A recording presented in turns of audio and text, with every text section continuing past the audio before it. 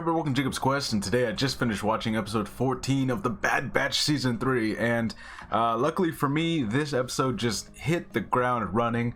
Of course, last episode we left off, they're entering hyperspace, going right towards Mount Tantis, and of course this one begins with them exiting hyperspace, and just they're right there. Unfortunately, of course, the people of Mount Tantis, they're not stupid. So we have them on full alert. They're sending out TIE fighters already, like, check the atmosphere, check the ship that's coming in, don't let anyone leave that ship, you know, so they're ready for them. They're already, like, fully aware that there was a situation on that orbital thing above Coruscant, so they're like, okay, something weird happened, we're gonna check this out. So, you know, that's really exciting to start off with, because basically they have to detach from the ship that they had attached to, and now they're fighting TIE fighters. They're basically trying to lay low, they're jumping out of the ship. So yeah, it looks like that's another ship that they've lost now. But now they're in the jungles, the dangerous jungles outside of Mount Tantis that we established earlier in the season, and the whole time they have to bring Admiral Rampart along with them, who's just he's a big weenie. That's what he is. He's just a whiny little, like, oh no, oh, the jungle, you know. And the whole time he's just super lame, and you kind of hope, like, maybe he'll have some kind of big redemptive hero moment or something, and it still might happen, but for right now he's just kind of just a big loser, you know, rightfully so. And so, of course, he ends up getting chased by a monster, and he ends up getting captured by the Empire, who, you know, hopefully he'll remember those are not his allies. He's not gonna win anything by turning on the Bad Batch and being like, here they are, they're over there, you know, like, no points given there.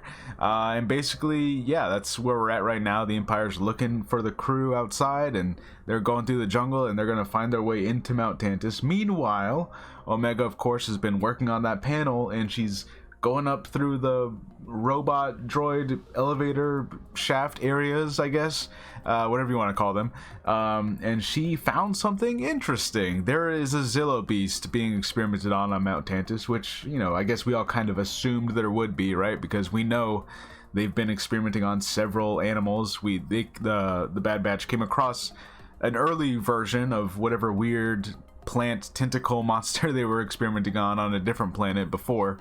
But yeah, we have to assume that Omega's gonna let that thing loose, and that's gonna help everyone escape, because that thing's just gonna wreak havoc on all of Mount Tantis, and that's not a bad plan, right? Like, you know, I'm sure they're gonna have to watch out for it also, but you know, if you need a big distraction and you need a way to break out of there, releasing a Zillo beast is not the worst idea. So there you go.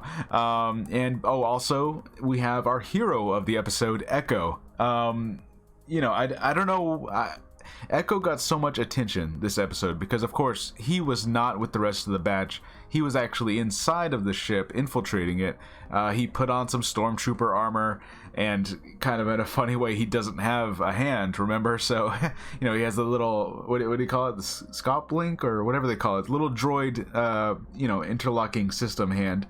So he ends up, he shoots a droid that was like, you know, he's like, you're not supposed to be here. So he shoots a droid and then takes the droid's hand, but it looks like a hand enough that he can pass by without being noticed. So it's just kind of a funny, like, you know, I just imagine like a big Lego piece, like just snapping a hand on. It's like, oh, cool, I got a hand now. You know, and I guess, I suppose it would be that easy. He's got droid parts. So yeah, I don't see why not. He can't just pop that thing right on, right? In any case, yeah, Echo is... he's in Mount Tantis, he's finding where Omega is, and Emery ends up realizing who he is, I guess by a wild guess? I don't remember if he said anything that kind of gave him away. Maybe it was his voice, I don't know, but she instantly was like, oh, you're Echo, right? I was like, okay, I don't know how you got that one. Could have been any of them, but whatever.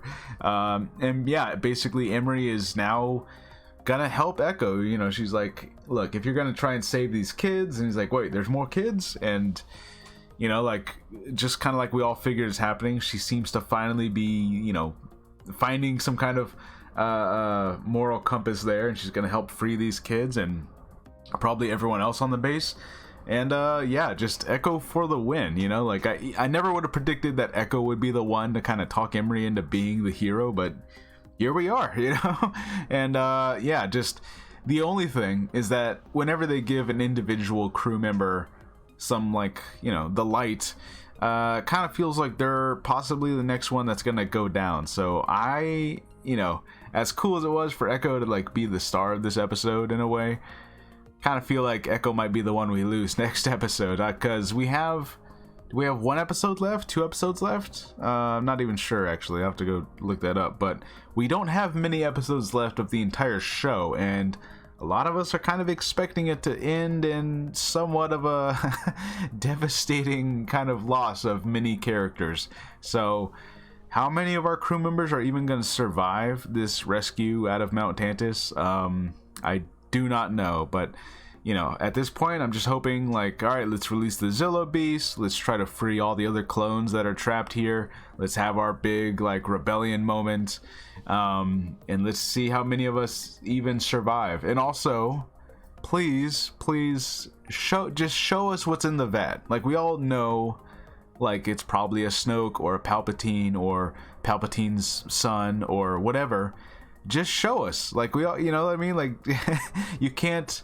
Please don't destroy Mount Tantis or leave Mount Tantis in ruins without showing us what is in those vats, because I really want to know. It would kind of suck if they kind of teased it along and then never did anything with it. But in any case, yeah, pretty solid episode. I'm really happy with this one. And, you know, I know last week I was complaining about Bad Batch kind of spinning its wheels and just not forwarding the plot at all, but it feels like now that we're here, we're at the end, it's going to be all just forward progression to, like, the, you know, to the end of the line here. So pretty cool. I'm excited about this one. All right, let me know what you guys think. I'll see you guys later. Bye.